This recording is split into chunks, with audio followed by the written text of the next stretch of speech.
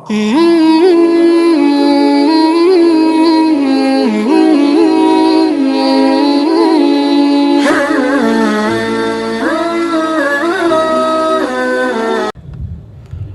علیکم ورحمۃ اللہ تعالی وبرکاتہ۔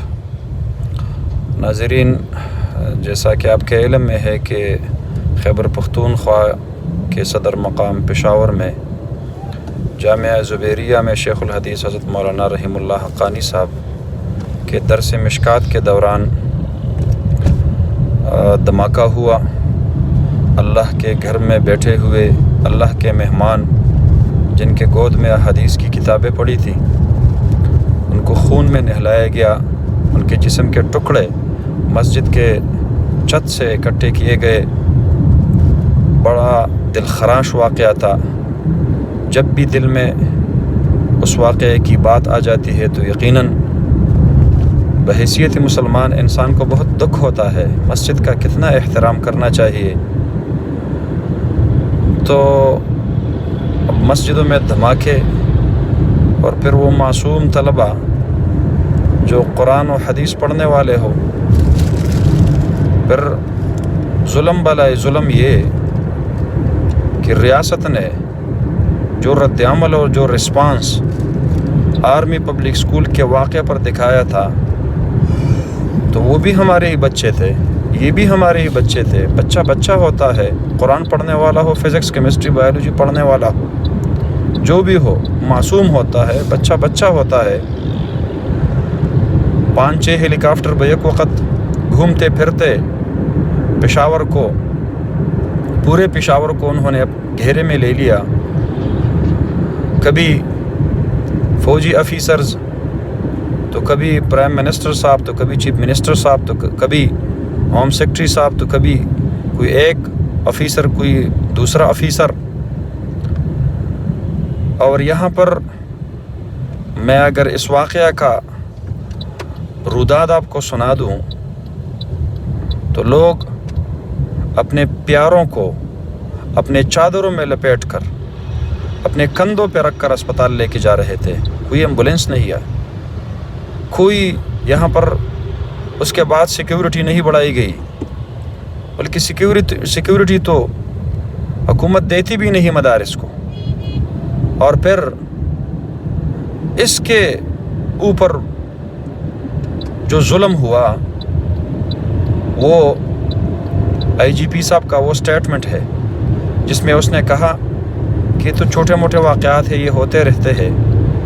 70 کے لگ بھگ معصوم طلباء اللہ کے گھر میں زخمی ہو گئے، لہو لہان ہو گئے، 8 لاشیں اٹھائی گئی۔ یہ بھی تو کسی کے جگر گوشے تھے، یہ بھی تو کسی کے لخت جگر تھے۔ کسی ماں نے اس کو پالا ہوگا، کسی باپ نے اس پر پیسے لگا کے یہ لوگ اس عمر تک پہنچ گئے، اس کی تربیت کی۔ تو اگر خدا نخواستہ اگر یہ لاشیں خود آئی جی پی صاحب کے اپنے بیٹوں کی ہوتی تو پھر کیا وہ اس کو چھوٹا موٹا واقعہ کہہ سکتا تھا؟ تو جو سیکیورٹی کا پورے صوبے کا ذمہ دار میری لاش کو سستا سمجھے، میری خون کو سستا سمجھے، مجھے بچہ ہی نہ سمجھے، مجھے بیٹا ہی نہ سمجھے، میں کن الفاظ میں اپنے درد دل کا اظہار کر سکوں؟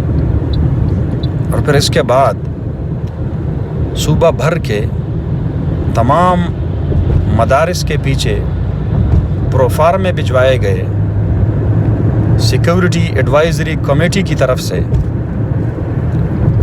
اور اس میں لکھا گیا کہ دینی مدارس نے، خانقاہوں نے، تبلیغی مراکز نے، مساجد نے اپنی سیکیورٹی خود کرنی ہے۔ سیکیورٹی انتظامات کے لیے CCTV کیمرے لگانے ہیں، دیواروں پہ کنڈے تار لگانا ہے، دروازوں پہ واک تھرو گیٹ لگانا ہے، اور اپنے گیٹ پہ کوئی پرائیویٹ سیکیورٹی گارڈ مقرر کرنا ہے۔ بابا، یہ آپ کی ذمہ داری ہے، پاکستان کے ہر شہری کو امن دینا، تحفظ دینا یہ ریاست کی ذمہ داری ہے۔ تم ریاستی ادارہ ہو، تم اپنی جان نہیں چھوڑا سکتے، اپنی ذمہ داری سے اپنی جان نہیں چھوڑا سکتے اس طریقے سے۔ میں اس ملک کا شہری ہوں۔ اس سے پہلے سبزی منڈی میں دھماکہ ہو چکا ہے، قصہ خانی میں دھماکہ ہو چکا ہے، اسپورٹس اسٹیڈیم میں دھماکے ہو چکے ہیں، جوڈیشل کمپلیکس پہ دھماکے ہو چکے ہیں، یونیورسٹیز میں دھماکے ہو چکے ہیں، ہاسپٹلز میں دھماکے ہو چکے ہیں، سرکاری دفاتر پہ دھماکے ہو چکے ہیں۔ تو کیا آپ نے ابھی تک ان میں سے کون سے ادارے کو پابند بنایا ہے کہ حکومت آپ کو سیکیورٹی نہیں دے سکتی اور آپ نے اپنی سیکیورٹی خود کرنی ہے؟ میں اگر اپنے بچے کا علاج پرائیویٹ ہسپتال سے کراتا ہوں، اپنے بچے کو تعلیم پرائیویٹ اسکول سے دلاتا ہوں، میرا بچہ اگر پرائیویٹ جاب کر کے پاکستان میں یا سعودی عرب، دبئی اور ملیشیا میں وہاں پر وہ پیسے کماتا ہے، آپ اس کو روزگار نہیں دے سکتے، تو میرے بچے کو آپ سیکیورٹی بھی فراہم نہیں کر سکتے۔ اس کا مطلب یہ ہوا جو ریاست اور جو حکومت تعلیم، صحت، روزگار اور امن دینے میں ناکام ہو جائے، کیا وہ ریاست کہلانے کا مستحق ہے؟ کیا میں ایسی ریاست کو ماں کہہ سکتا ہوں؟ یہ ریاست میرے لیے ماں کی حیثیت رکھتی ہے؟ جو اپنے بیٹے کے زخم پر، اس کے دل پر کوئی خراش نہ آ جائے، اس کے آنکھوں میں آنسو نہ آ جائے، وہ اپنے بچے اور اپنے بیٹے کے اتنے بے دردی سے قتل ہونے پر نہ روئے، کیا میں ایسی ریاست کو ماں کہہ سکتا ہوں؟ لہٰذا جمعیت علماء اسلام اس حوالے سے مشاورت میں ہے وفاق المدارس کے بڑوں کے ساتھ۔ میرے ساتھ چونکہ کافی دوستوں نے اس حوالے سے رابطہ کیا کہ ہم ان فارمز پر دستخط کریں یا نہ کریں،